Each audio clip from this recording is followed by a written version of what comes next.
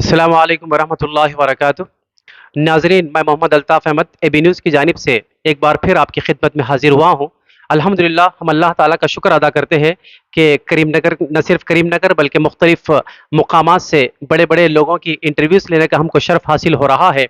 और उसी सिलसिले की कड़ी के तौर पर आज मेरे सामने जनाब अब्दुल रब आरिफ साहब, जो कि मेडिकल काउंसलिंग के एक्सपर्ट हैं, जिन्होंने न सिर्फ तेलंगाना बल्कि आंध्र प्रदेश के दर्जनों बल्कि सैकड़ों तलबा और औलिया तलबा की रहनुमाई की है।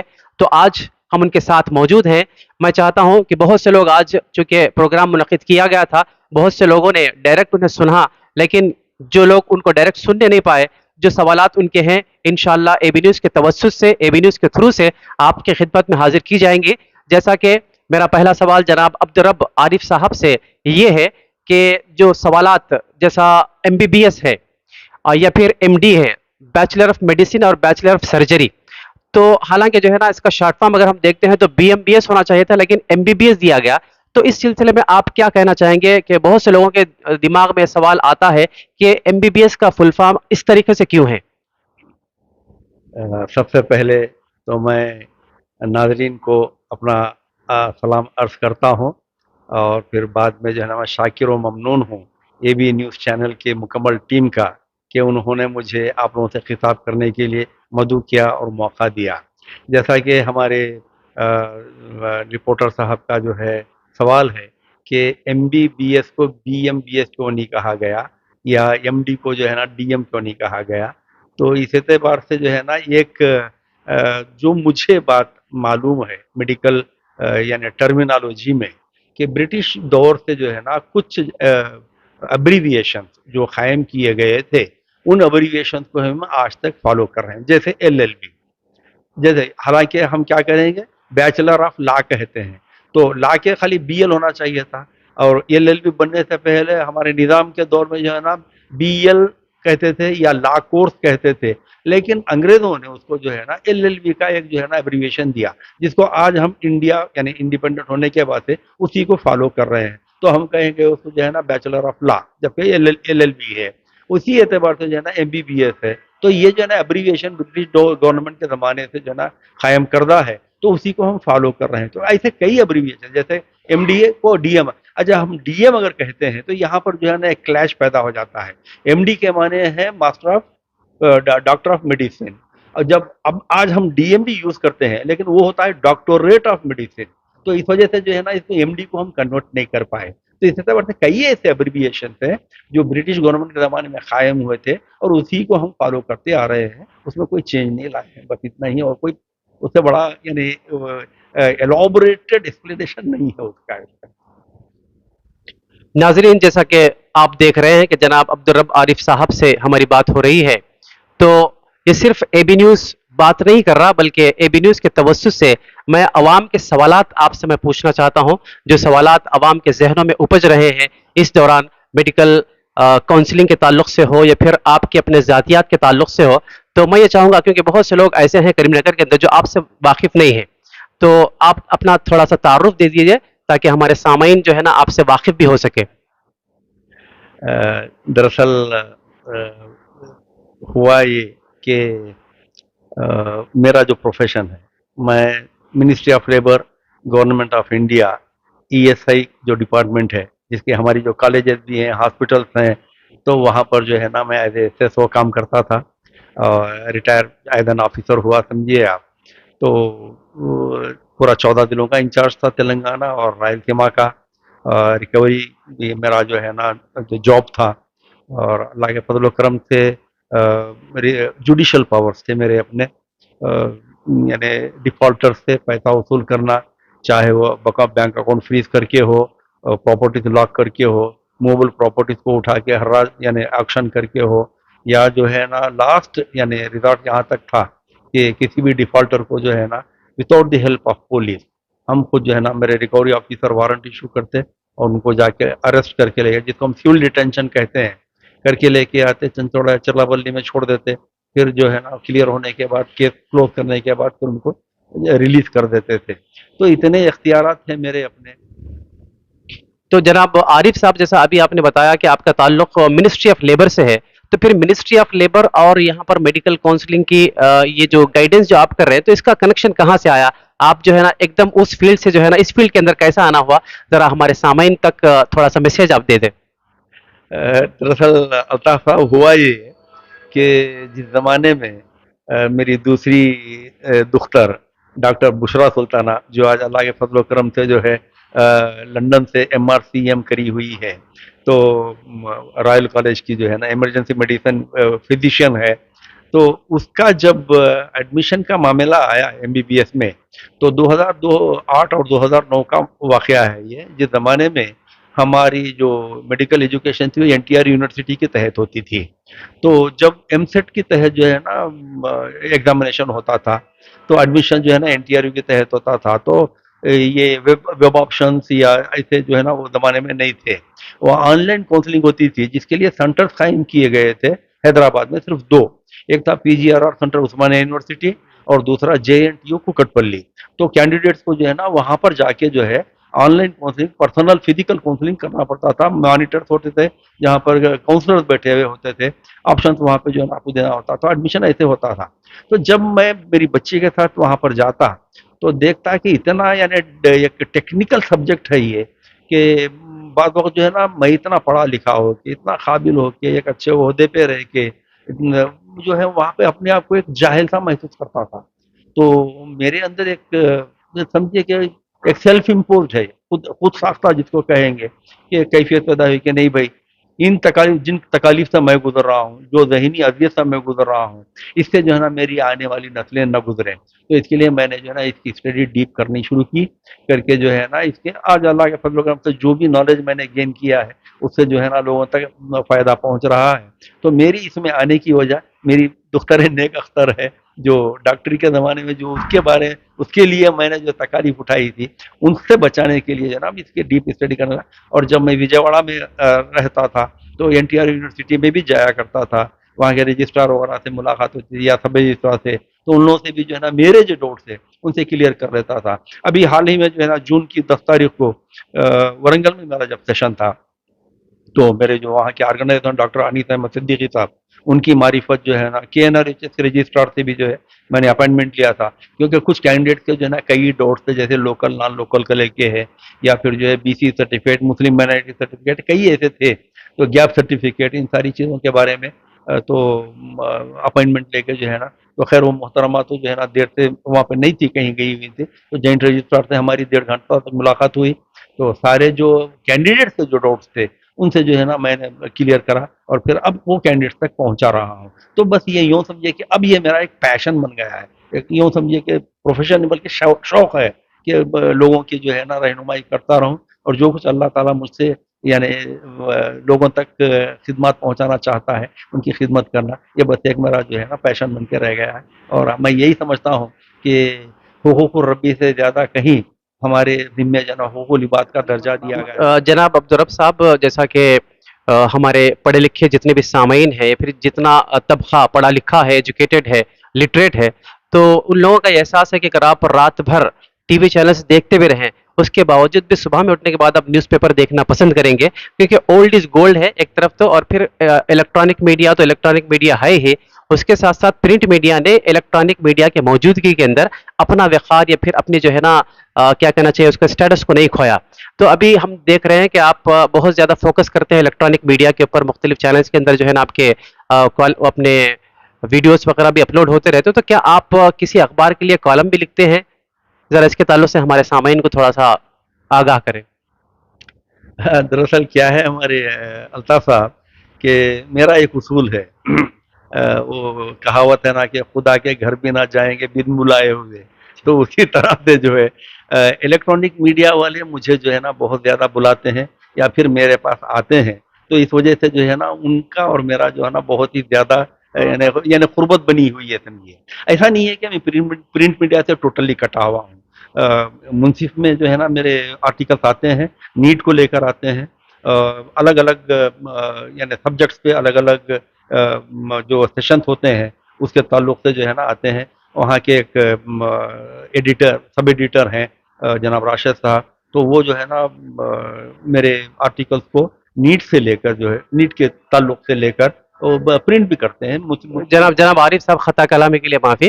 जैसा कि आप जानते हैं कि हमारे पास अ, आपकी अंग्रेज़ी अल्हम्दुलिल्लाह बहुत अच्छी है, बेहतरीन है, you have command over the English language. तो फिर आप अंग्रेज़ी अखबारात के लिए क्यों आर्टिकल नहीं लिखते?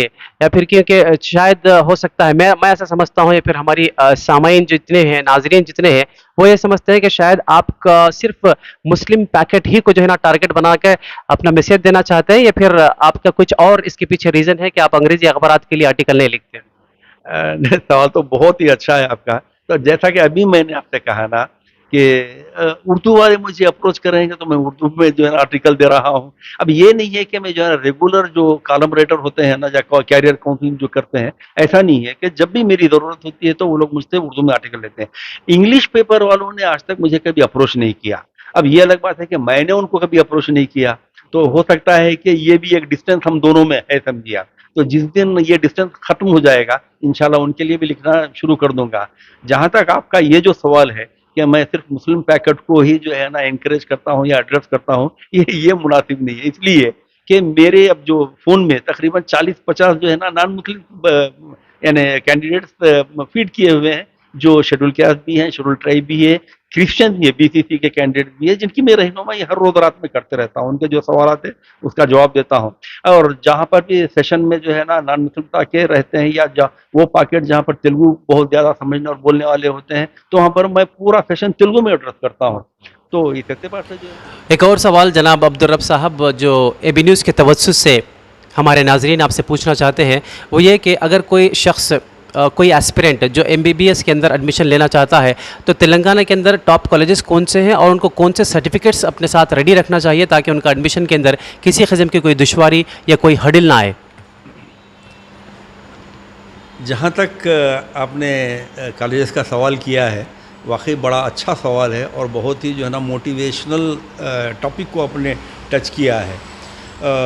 मैं ही क्या बल्कि कोई भी जो है ना एक परफेक्ट काउंसलर जिसको आप कहेंगे, वो यही कहेगा कि कोई भी कैंडिडेट जिसके मार्क्स अच्छे हैं और जो बहुत ही यानी अच्छे रैंक से नीट को क्रैक किए हैं, तो वो पहले गवर्नमेंट मेडिकल कॉलेज को प्रीफर करें। चाहे वो नया कॉलेज ही क्यों खुला हुआ नहीं हो, ये पिछले साल का ही जो है ना नया कॉलेज इस्टेब्लिश हुआ हो या इस साल इस्टेब्लिश होने जा रहा हो, लेकिन आप जो है ना, मैं कैंडिडेट से यही कहूँगा, ये मेरा अपना ओपिनियन है कि आप गवर्नमेंट मेडिकल कॉलेज को किसी भी प्राइवेट मेडिकल कॉलेज पर फर्स्ट प्रेफरेंस दीजिए। उसका रीज़न ये है कि गवर्नमेंट मेडिकल कॉलेज में जो है ना आपकी जो क्लिनिकल नॉलेज बढ़ेगी, वो क्लिनिकल नॉलेज आपको प्राइवेट मेडिकल कॉलेज में नहीं मिल सकती। उसका वजह मैं आपको बताता हूँ कि एक तो फैकल्टी जो है ना गवर्नमेंट मेडिकल कॉलेज की पे स्केल पर अपॉइंट की हुई क्रीम फैकल्टी होती है। तो जाहिर है कि जब क्रीम फैकल्टी रहेगी, पे स्केल वाले रहेंगे, तो उनकी काबिलियत से आपका पूरा थ्योरी में फ़ायदा होगा और नॉलेज आपकी इम्प्रूव होगी। फिर इंफ्रास्ट्रक्चर के ताल्लुक से गवर्नमेंट का जो इंफ्रास्ट्रक्चर होता है वो कंपेयरिंगली प्राइवेट मेडिकल, चाहे देखिए मेडिकल कॉलेज ही नहीं, कोई भी इंस्टीट्यूशन प्राइवेट वाले जब खोलते हैं तो आप एक चैरिटी तो नहीं होती है ना, वो अपना कुछ मफाद रख के ही करते हैं। तो जाहिर है कि वो मराअत आपको जो है ना प्राइवेट मेडिकल कॉलेज में नहीं मिल सकती जो मराअत आपको गवर्नमेंट मेडिकल कॉलेज में मिल सकती हैं। और पर्टिकुलरली जो यानी मिसाल के तौर पे इंफ्रास्ट्रक्चर है, बुक्स है, लाइब्रेरी है, मेडिकल कॉलेज की बुक्स बहुत महंगी होती हैं। तो ये गवर्नमेंट मेडिकल कॉलेज की जो लाइब्रेरी है उसमें जितनी आपको बुक्स मिलेंगे, जितने जो है ना तादाद में मिलेंगी, उतनी प्राइवेट वाले तो जो है ना आपको मुहैया नहीं कर सकेंगे। दूसरी चीज़, आप मेन जो सब्जेक्ट है वो है एनाटमी यानी डिसेक्शन जिसको हम कहते हैं, मुर्दों की चीर फाड़। तो जाहिर है कि प्राइवेट मेडिकल कॉलेज वालों को मुर्दा ख़रीदना पड़ता है, तो उसके ऊपर अखराजात आते हैं प्रैक्टिकली। गवर्नमेंट का ऐसा नहीं है ना, लावारिस जो भी लाशें आती हैं उनको जो है ना वो क्या कुछ बोलते हैं फेनॉलिन या कुछ ऐसा एक केमिकल है, उसमें फार्मलिन में डाले और बॉडी को थोड़े दिन रखे, ले गए बच्चों के जो है ना डिसेक्शन एनाटॉमी सेक्शन में डाल दिए। तो इस एतबार से अगरचे एक महीने में 10 लावारिस डेड बॉडी बच्चों को डिसेक्शन के लिए मिल सकती है, तो प्राइवेट मेडिकल कॉलेज 10 महीने में एक डेड बॉडी नहीं मिल सकती। क्यों? क्योंकि उनको ख़रीदना पड़ता है। तो इस एतबार से जो है ना ये डिफरेंस एनाटॉमी का डिफरेंस हो जाएगा। फिर इससे हटकर जो सबसे बड़ा डिफरेंस है वो है पेशेंट पॉपुलेशन का। क्लिनिकल नॉलेज कैंडिडेट की में ये जो मेडिकल कैंडिडेट है उसकी जो नॉलेज बढ़ती है वो पेशेंट पॉपुलेशन से बढ़ती है। आपने सुना होगा कि कुछ लास्ट ईयर या बिफोर लास्ट ईयर कुछ कॉलेजेस के परमिशन जो है ना कैंसिल किया था एनएमसी ने। तो उसमें हालांकि कई दूसरी बातें हैं, लेकिन जो सबसे ज़्यादा अहम जो मुद्दा एनएमसी ने उठाया था वो था, नेशनल मेडिकल कमीशन ने जो उठाया था वो था पेशेंट फ्लो। हॉस्पिटल में कॉलेज का जो अफिलिएटेड हॉस्पिटल है वो उसमें जो है ना पेशेंट फ्लो की कमी। तो जब पेशेंट फ्लो नहीं रहेगा तो बच्चों की नॉलेज नहीं बढ़ेगी। तो गवर्नमेंट हॉस्पिटल का ऐसा मामला नहीं होता है। कॉलेज तो इस साल खुली है लेकिन गवर्नमेंट हॉस्पिटल जो है ना 10 साल 15 साल पुराना होता है। और ये अब डॉक्टर साहब ये अपने इनको जो सर्टिफिकेट्स ले जाना है उसके ताल्लुक से थोड़ा सा इन्फॉर्मेशन दीजिए ताकि अगर कोई एस्पिरेंट है जो एडमिशन लेना चाहता है तो उनको थोड़ी सी रहनुमाई हासिल हो सके। कौन से सर्टिफिकेट उनको अपने साथ में ले जाना है? देखिए, सर्टिफिकेट का जहाँ तक मामला है, अभी तो बच्चे अपलोड, अभी रजिस्ट्रेशन चल रहा है 13 तारीख तक जो है ना, इट इज़ इन वोग। तो अब कई बच्चे तो अपलोड कर दिए होंगे, लेकिन अभी जो अपलोड किए हैं या करने वाले हैं, इन करने के बावजूद भी ये तो ऑनलाइन करेंगे ये लोग अपलोड। लेकिन जिस वक्त इनको कॉलेज में एडमिशन मिलेगा तो कॉलेज में एडमिट होने के लिए 3 कंडीशंस हैं। एक है physical presence of the candidate, और दूसरा है all original certificate along with 2 Xerox set self attested by the candidate should be available with the candidate, और तीसरा है complete tuition fee of the candidate should be available in the shape of DD on the date of reporting to the college. तो इस एतबार से हमारे government medical college की जो फ़ी है वो पर एनम, जो कि फ़ी जो होती है पर एनम होती है, पर मंथ या पर हाफ ईयर या पर क्वार्टर नहीं होती है, पर एनम होती है, हर साल की होती है। तो वो फ़ी है गवर्नमेंट मेडिकल कॉलेज की 10,000 रुपीज़ पर एनम, 10,000 रुपये हर साल के। और प्राइवेट मेडिकल कॉलेज चाहे वो माइनॉरिटी कॉलेज हो या नॉन माइनॉरिटी कॉलेज हो, इनकी फ़ीस है 60,000 ट्यूशन फ़ी पर एनम। इससे हट के मिसलेनियस कुछ एक्सपेंसेस आते हैं वो एक अलग है। तो ये जो 3 कंडीशन है, इन 3 कंडीशन में अब जो बच्चे रजिस्ट्रेशन के लिए सर्टिफिकेट अपलोड किए हैं, ये सारे सर्टिफिकेट ओरिजिनल लेकर उनको जाना पड़ेगा कॉलेज में रिपोर्ट करते वक्त। तो वो जो सर्टिफिकेट है, अच्छा सारे सर्टिफिकेट जो लिस्ट में यूनिवर्सिटी ने दिया है वो सभी बच्चों पर लागू नहीं होते। तो मैं अब आपको एक एक सर्टिफिकेट पढ़ाऊँगा, उसकी अहमियत बताऊँगा। तो वो सर्टिफिकेट बच्चे तैयार रख लिए तो जब उनका एडमिशन आएगा तो उस वक्त ये ओरिजिनल सर्टिफिकेट 2 Xerox सेट्स के साथ उनको कॉलेज में लेके जाना है। जिसमें से पहला जो सब्जेक्ट यानी सर्टिफिकेट है वो है। तो जनाब आरिफ साहब, जैसा कि आज तक जो है ना आपने बहुत से मकामात पर लोगों की रहनुमाई की, उनको गाइड किया, तो इस सिलसिले में जो है ना मैं आपसे ये सवाल पूछना चाहूँगा कि अगर कोई एक एस्पिरेंट है एडमिशन लेना चाहता है तो उसके लिए कौन से सर्टिफिकेट लाजमी है at the time of admission, उसको क्या ले जाना है और क्या नहीं ले जाना है, थोड़ा सा इसके ऊपर रोशनी डालें। बड़ा अच्छा सवाल है अल्ताफ़ साहब आपका, कि बच्चे जो है ना अक्सर ये पूछते रहते हैं मुझसे। तो इसमें सबसे पहले जो है ना कैंडिडेट को नीट UG रैंक कार्ड लेके जाना है और ये मैंडेटरी है। और दूसरा जो है ना SSC का मेमो साथ में लेके जाना है, क्योंकि उसमें जो है उनका डेट ऑफ बर्थ का जो है ना प्रूफ होता है।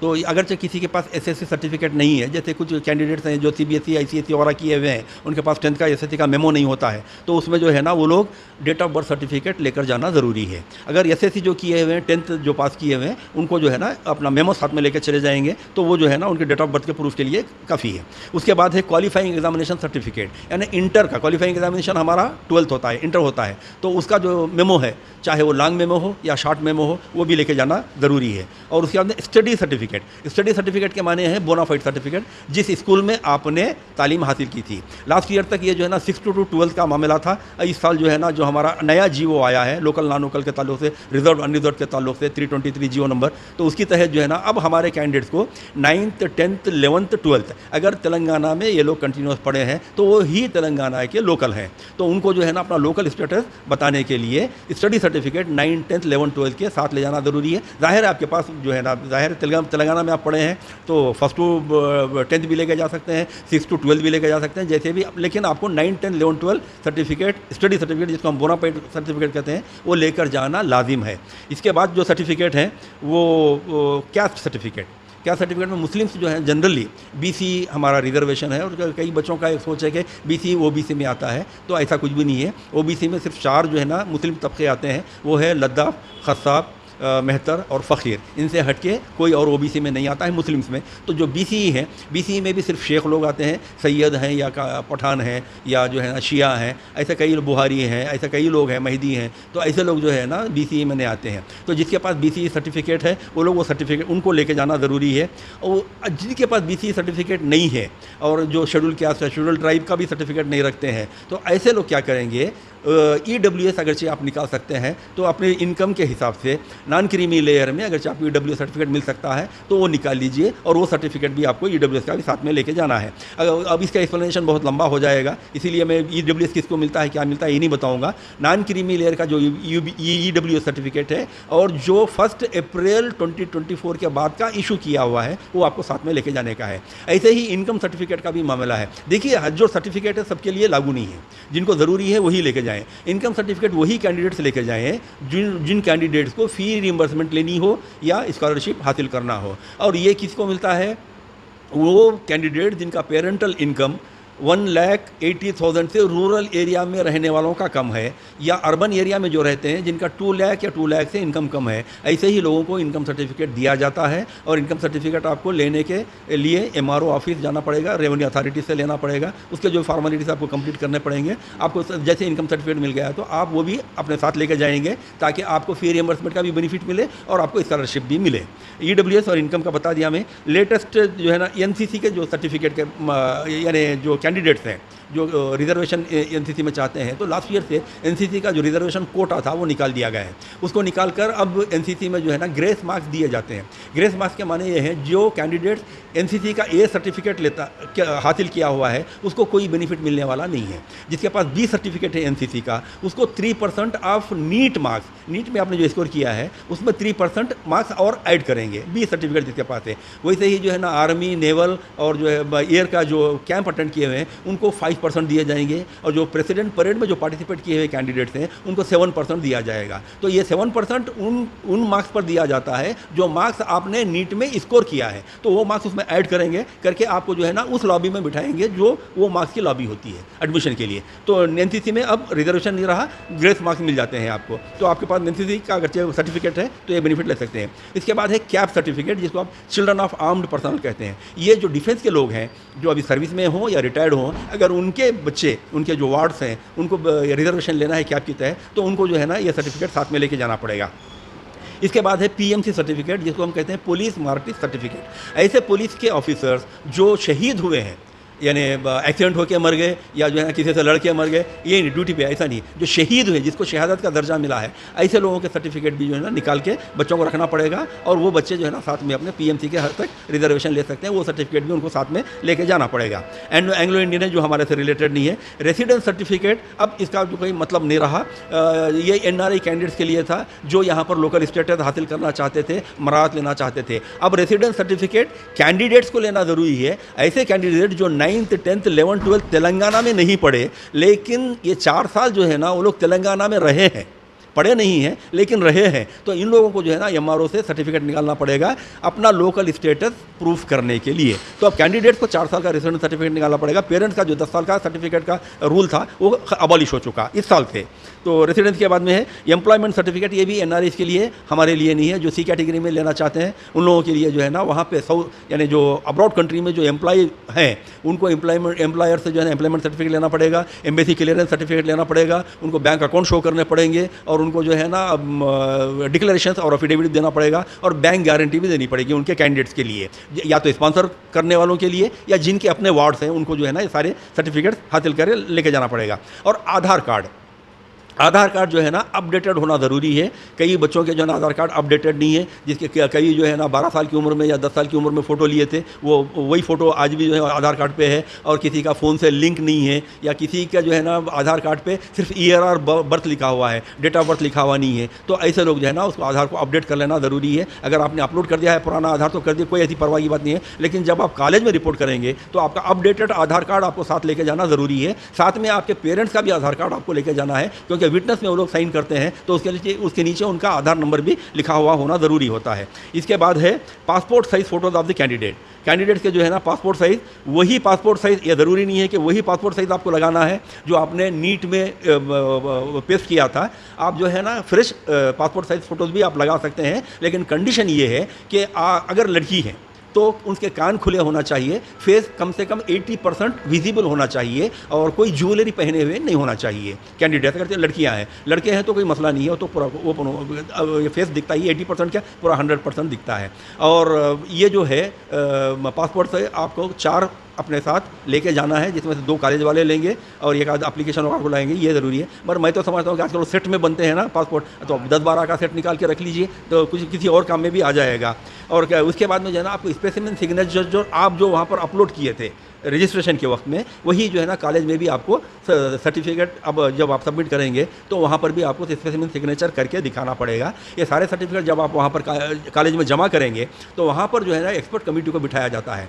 आपने जो सर्टिफिकेट अपलोड किए थे वो जो है ना ऑनलाइन वेरीफाई हुए थे, लेकिन ये ज़रूरी नहीं है कि आपने ओरिजिनल किए थे, हो सकता है कलर ज़ेरॉक्स भी करे होंगे। तो अब ओरिजिनल सर्टिफिकेट कॉलेज की जो कमेटी है वो जो है ना वेरीफाई करेगी। अगर उसमें कहीं पर कुछ कमी हो जाती है तो उसको दूर करने के लिए बताई जाएगी, या नहीं तो फिर आपको जो है ना अगर सारी चीज़ें सही हैं तो उनको एक्सेप्ट कर लिया जाएगा। इनसे हट के 3 और सर्टिफिकेट हैं, एक गैप सर्टिफिकेट है और एक जो है ना अंडरटेकिंग है और एक डिसकंटिन्यूटी बॉन्ड है। वो बच्चे सभी जानते हैं किस लिए यूज़ होता है। जो गैप सर्टिफिकेट जो है ना जिन बच्चों ने रिपीट किया है या ड्रॉप लिए हैं उनको देना है और वो MRO ऑफिस से लेना इस साल से ज़रूरी कर दिए हैं। वैसे ही जो है ना अंडरटेकिंग है, 100 रुपीज़ के यानी जो नॉन जुडिशियल पेपर पर आपको नोटराइज करवा के अंडरटेकिंग बना के देना है कि आपने जो भी इन्फॉर्मेशन दिया वो सही है। और डिसकंटिन्यूटी बॉन्ड जो है वो भी 100 रुपीज़ के नॉन जुडिशियल पेपर पे बनाना है और उसको भी नोटराइज करवाना है। ये इसलिए लिया जाता है कि आप एडमिशन लेने के बाद फ्री एग्जिट पीरियड के बाद अगर आप कोर्स को डिसकंटिन्यू करते हैं तो आप KNR-EHS को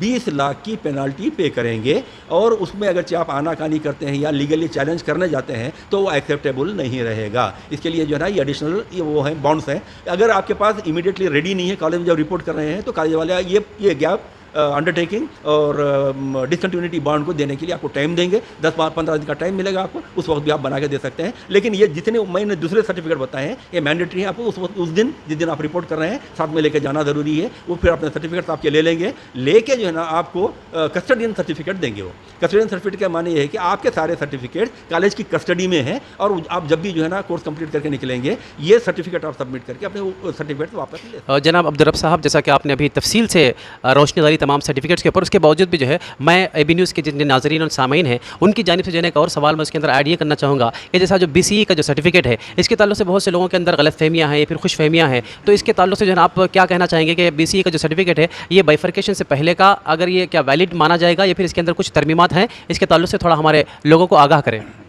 अफजल साहब, दरअसल क्या है BCE सर्टिफिकेट का जो है ना हमारे कुछ कॉलेजेस हैं जो एडवांटेज उठा रहे हैं, क्योंकि नोटिफिकेशन में जो KNR-EHS ने दिया है कि latest caste certificate, latest caste certificate, BCE कोई कैस्ट नहीं है, BCE ये कम्युनिटी है। तो इस एतबार से जो है ना तो खैर चलिए होगा, ऐसी बात नहीं है। तो लेटेस्ट के माने ये हैं, हमारे जो MRO जो अथॉरिटीज़ हैं, जो रेवेन्यू अथॉरिटीज़ हैं, उनका कहना ये है कि जो सर्टिफिकेट हमने BCE का इशू किया तेलंगाना बाइफर्केट होने के बाद, मतलब आंध्र प्रदेश रियासत बाइफर्केट होकर तेलंगाना बनने के बाद तेलंगाना गवर्नमेंट का इशू किया हुआ सर्टिफिकेट वो ही लेटेस्ट है। क्योंकि आप जो BCE हैं, आप शेख हैं, आप शेख जो है ना चाहे आपके आबाओ अजदाद थे हों या आपकी आने वाली नस्लें हों, शेख से सैयद नहीं बनेंगे या शेख से आप खान पठान नहीं बनेंगे, तो इसमें फिर आपको लेटेस्ट सर्टिफिकेट लेने की कोई ज़रूरत नहीं है। ऐसे लोगों के लिए है जो जिसमें कन्वर्शन वगैरह होते हैं उनके लिए। लेकिन फिर भी कुछ कॉलेजेस हैं जो इंसिस्ट करते हैं कि लेटेस्ट सर्टिफिकेट चाहिए। तो अब आप एक काम कीजिए, मी सेवा पे जाइए, जाके उसका जो फीस होती है वो पे कीजिए, करके MRO ऑफिस चले जाइए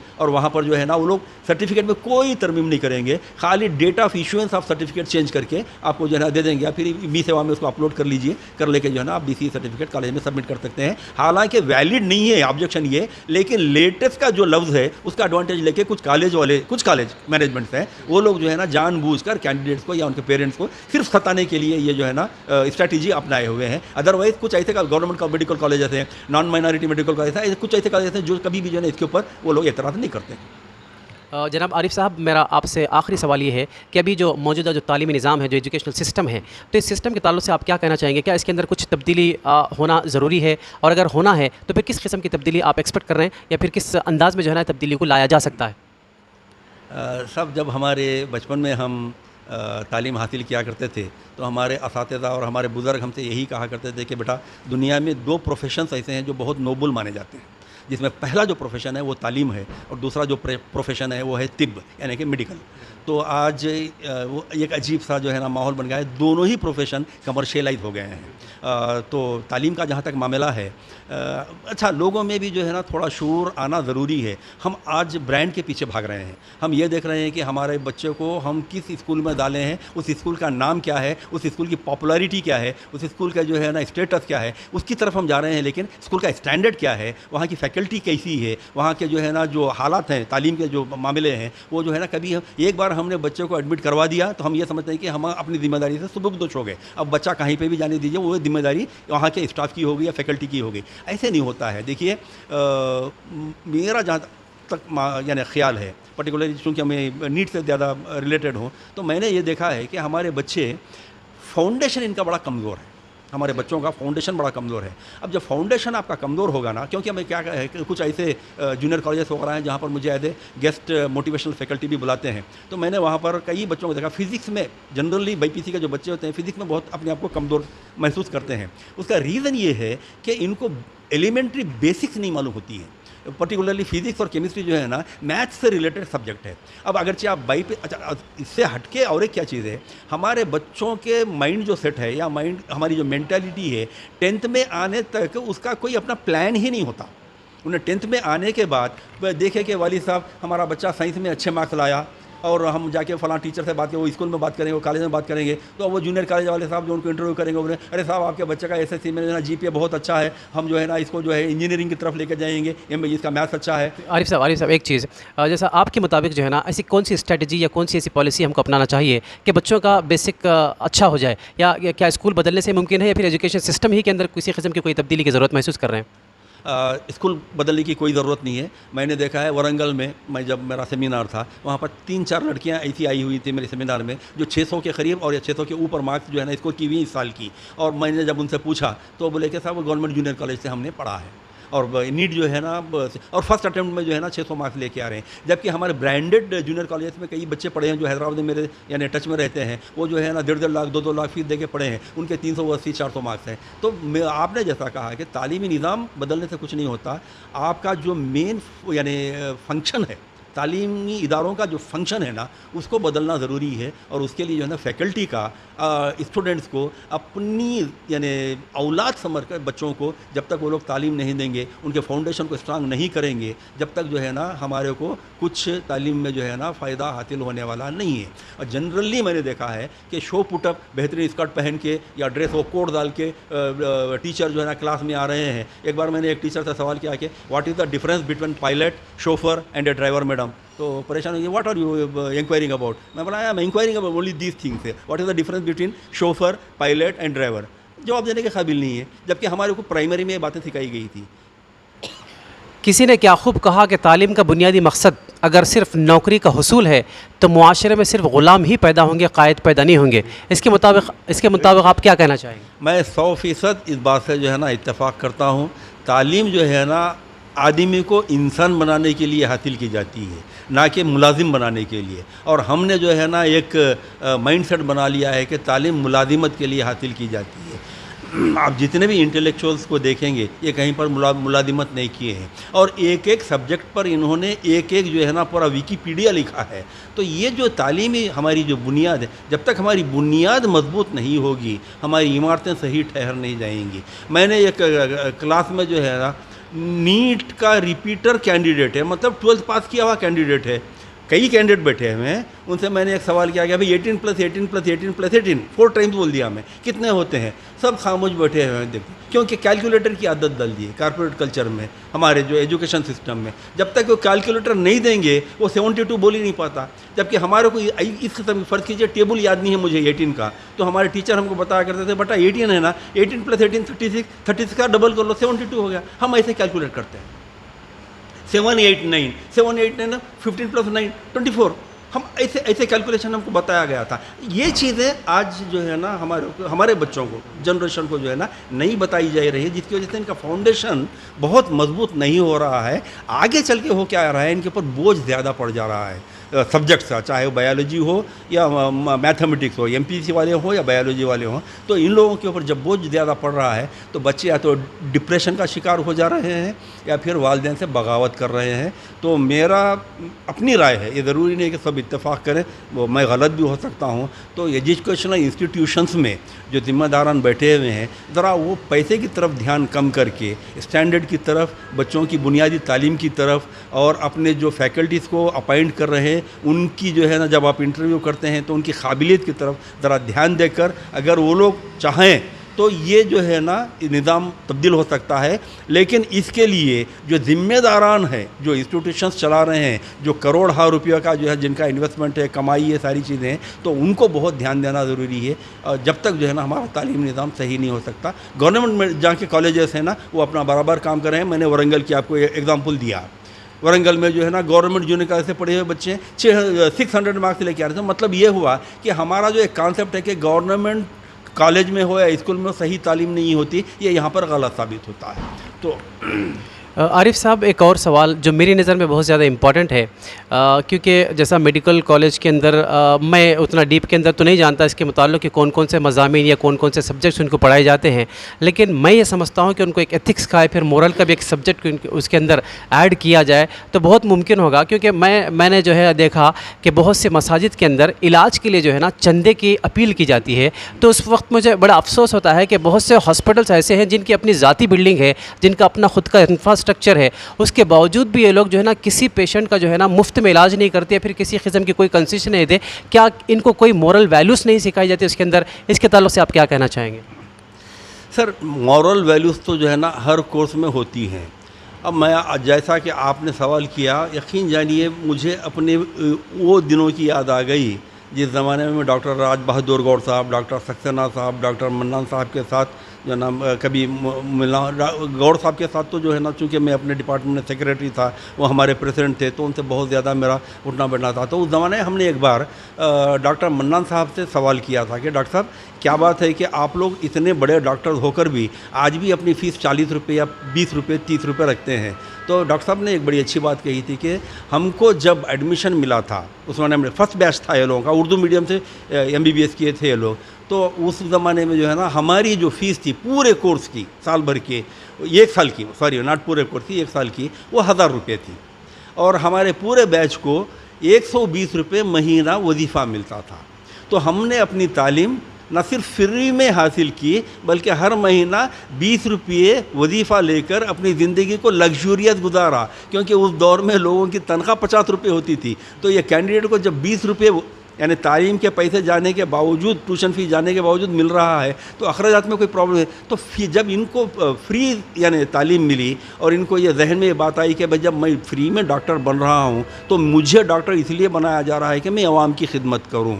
आज डॉक्टर जो है ना, बच्चा अपनी मर्ज़ी से बहुत कम बन रहा है मेरी नज़र में, गलत हो सकता हूँ मैं, मेरी नज़र में पेरेंट्स की ख्वाहिश बहुत ज़्यादा है कि मेरा बच्चा, मेरी बच्ची डॉक्टर बने, क्योंकि मेरे वो फ़लाँ रिश्तेदार का बच्चा डॉक्टर है, वो फ़लाँ उनका है। तो ये लोग क्या कर रहे हैं, सीट ख़रीद रहे हैं, करोड़ों में सीट खरीद के अपने बच्चों को MBBS दिलवा रहे हैं। जब ये करोड़ों खर्च करके डॉक्टर बनेगा, पहले तो इसकी तालीमी जो म्यार है वो उतना ऊंचा नहीं होगा जितना ऊंचा एक डॉक्टर का होना चाहिए। और अगर हो भी गया तो अब ये जो करोड़ों खर्च किया था, ये करोड़ों जो है ना वापस हासिल करने की कोशिश करेगा। जब वापस हासिल करने की कोशिश करेगा तो जाहिर है कि रास्ते अलग अलग किस्म के अपनाएगा। तो जाहिर है कि जो खर्च मैंने किया था वो महसूद मुझे वापस चाहिए। तो जैसे आपने कहा कि चंदे की अपील की जाती है, कोई डॉक्टर आगे बढ़ के करने के लिए तैयार नहीं है, तो उसकी वजह यही है कि मैंने करोड़ों देकर सीट खरीदी, अगर जब मैं आवाम की खिदमत में लग जाऊंगा तो फिर मेरे करोड़ों का ये जो इन्वेस्टमेंट है उसकी पाबजाई कैसे होगी। ये कई ऐसी चीज़ें हैं। तो पुराने डॉक्टर, मैं डॉक्टर सक्सेना साहब के पास रात में मेरे वालिद साहब मुझे लेके गए थे, मुझे आज भी वो बात याद है। चाराने फ़ीस थी उस ज़माने में, चार आने डॉक्टर सक्सेना, और रात भर वो देखते थे चार मीनार के पास। तो एक बड़ी भी जो है ना वहाँ पे उनके पास आए हुए थे। तो बड़ी भी जब इलाज के लिए क्या वो था, मेरे को बचपन था, याद नहीं मुझे अच्छी तरीके से। तो बहरहाल उनका इलाज करने के बाद में जब बड़ी भी वो थैली में से पैसे निकाल के देने गए, तो अम्मा कैसा है आप पूछे, पैदल आई बेटा, तो आपकी ये तकलीफ में आप पैदल आए, बैठो यहाँ पे, बल्कि वहाँ पे चार मीनार के पास एक रिक्शा वाला ठहरा हुआ था, तो उसको जो है ना बच्चे को भेज के बुलाने लगा है। रिक्शा वाले को बुला के 8 आने रिक्शे वाले को अपने जेब से दे के बड़ी बी को पूरी दवाई दे के वो रिक्शे में बिठा के उनके घर को भेजा है। तो ये डॉक्टर हुआ करते थे उस ज़माने के। आज ऐसा नहीं है ना, आप अगर चाहे 5 लाख रुपया अपने साथ लेके जा रहे हैं तो डॉक्टर का बिल 25 लाख का बनता है। तो ये जो है फिर कारपोरेट कल्चर हो गया, बिल्डिंग इंफ्रास्ट्रक्चर पे जो है ना कई करोड़ों रुपया खर्च कर रहे हैं आप, ये कहाँ से आएगा? आज आप पेशेंट डॉक्टर के पास गया तो आपकी बीमारी उन्हें नहीं पूछता, सबसे पहले जो है ना 14 इन्वेस्टिगेशन लिख देता और बोलता कि भाई वो जो लेबोरेटरी है वहीं पर का वही डायग्नोस्टिक सेंटर में करवा के लाना आप, अदरवाइज़ जो है ना मेरे पास काबिल कबूल नहीं है। अगर आप कहीं से दूसरी जगह करा के भी लेके आए तो बोलते नहीं भाई ये सही नहीं होता है, फिर जाके वही करा के लेके आइए। तो ये सब जो है ना एक सिस्टम ही जो है ना कमर्शियलाइज सिस्टम बन गया है, जिसकी वजह से तालीम भी बदनाम हो रही है, सिस्टम भी बदनाम हो रहा है और लोग भी जो है ना बहुत तकलीफ़ का शिकार हो रहे हैं। नाजरीन, ये थे जनाब अब्दुल रब आरिफ साहब, जिनसे हमारी गुफ्तगू चल रही थी काफ़ी देर से। और मैं समझता हूँ कि बहुत से ऐसे सवालात आपके जहन में भी होंगे, मेरे जहन में भी है, बहुत से नाजरीन और सामीन बहुत कुछ सुनना चाहते हैं, लेकिन वक्त हमें इजाज़त नहीं देता कि हम मज़ीद अपने मेहमान को तकलीफ़ दें। मैं इसी के साथ जो है आज की इस इंटरव्यू का इख्तिताम चाहता हूँ। जज़ाकल्लाहु खैरा। तीनों आया है। जज़ाकल्लाह जनाब अब्दुल रब आरिफ साहब, बड़ी खुशी हुई, काफ़ी तफसील से जो है ना आपने हमारे सामीन के सवालों का जवाब दिया। हम उम्मीद करते हैं कि इंशाअल्लाह मुस्तक़बिल में किसी और मौके से इंशाअल्लाह आपसे फिर से तफसील से मुलाकात होगी। जज़ाकल्लाह खैर। ज़रूर इंशाअल्लाह। कहते हैं ना कि यार जिंदा सोहबत बाकी मिलते रहेंगे, अगर खुदा मिलाया, जब कभी भी आपको मेरी ज़रूरत पड़ेगी इंशाअल्लाह मैं लब्बैक करूँगा। जज़ाकल्लाह।